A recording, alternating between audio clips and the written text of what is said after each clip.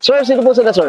Ako si Mark Perez. Okay, Boss Mark, anong auto itong dala natin, Boss Mark? Ito is 1984 300 SD Mercedes-Benz na 126 W126. Yun, oh. Ito, boss, napakit mo rin, turbo diesel na rin pala to. No? Tama ba? Diesel. Okay, Boss Mark. Siyempre, FYI doon sa mga viewers natin, ano si mga auto, na-feature na natin si Boss Mark, ano ba, may buwan na rin, tama ba? Oo, months na rin. Parang, laan ba, last year? Parang gano'n, no? Oo. Parang gano'n. So, November yata. Oo. anong auto tong na-feature natin, Boss Mark? Starlet na KP62. Yan. Ito, another sakit sa ulo na lang.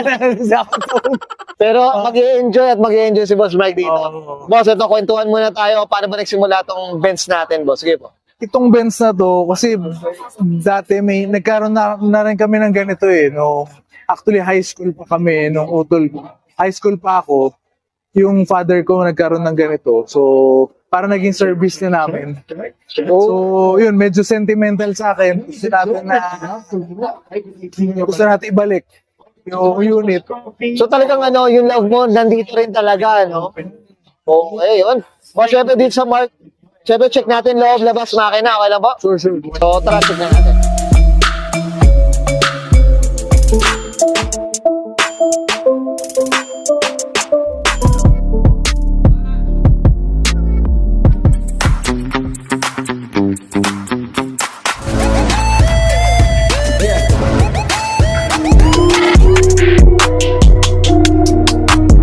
Okay, sa pang-interior tayo, Boss Mark, ano meron dito, boss? Sige po.